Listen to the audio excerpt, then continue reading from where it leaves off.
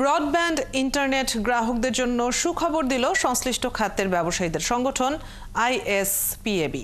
এখন থেকে 500 টাকায় ব্রডব্যান্ড ইন্টারনেট সেবায় ন্যূনতম স্পিড 5 MBPS এর পরিবর্তে 10 MBPS পাবেন গ্রাহকরা। আর ইন্টারনেট বন্ধ করার সব কালা কানুন বন্ধ করে দেয়া হবে বলে জানিয়েছেন প্রধান উপদেষ্টার বিশেষ সহকারী ফয়েজ আহমেদ তৈয়ব। আরও জানাচ্ছেন ফয়সাল রয়েল। তথ্য প্রযুক্তির পঞ্চম প্রজন্মে প্রবেশ করলেও বাংলাদেশে ইন্টারনেট সেবা নিচ্ছেন মোট সংখ্যার 76% মানুষ, অর্থাৎ এখনো 24% কাছে পৌঁছায়নি ইন্টারনেট সেবা। প্রতিবেশী দেশগুলোর তুলনায় বাংলাদেশের ইন্টারনেটের খরচ বেশি হলেও গতি কম।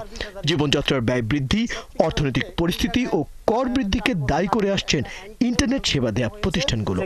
এই পরিস্থিতিতে ব্রডব্যান্ড ইন্টারনেটের গ্রাহকদের জন্য বড় সুখবর দিয়েছে internet service providers association of Bangladesh ISPAB. কিন্তু আপনার এই আপডেটেশন কোনোভাবেই বন্ধ থাকা উচিত না।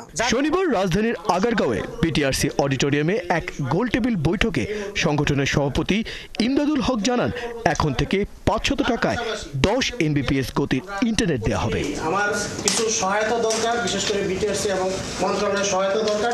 সেই সহায়তাটুকু পেলে আমি মনে করি খুব সহজে আমরা 20 MBPS সেই 500 টাকায় আমরা দিতে সক্ষম হব।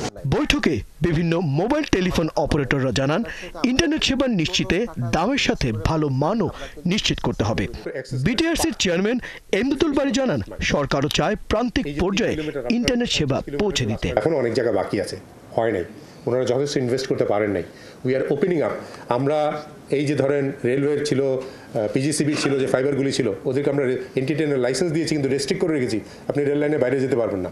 বৈঠকে ইন্টারনেটকে নাগরিক অধিকার হিসেবে সরকার স্বীকৃতি দিচ্ছে, এমন তথ্য দিয়ে প্রধান উপদেষ্টার বিশেষ সহকারী ফয়েজ আহমেদ তৈয়ব বলেন, ইন্টারনেট ব্যবসায় রাজনৈতিক প্রভাব ছেঁটে ফেলা হবে। আমরা তখনই বিনিয়োগ বান্ধব হব যখন আমরা গ্লোবাল র্যাঙ্কিংগুলোকে আমার ইকোনমিক সাইজের কাছাকাছি আনুপাতিক হারে নিয়ে আসতে পারি। সেটা আমরা এখন করতে পারছি না।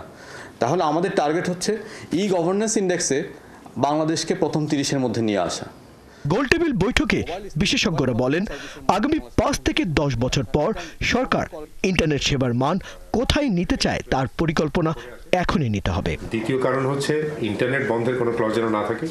ফয়সাল রয়েল, 71, ঢাকা।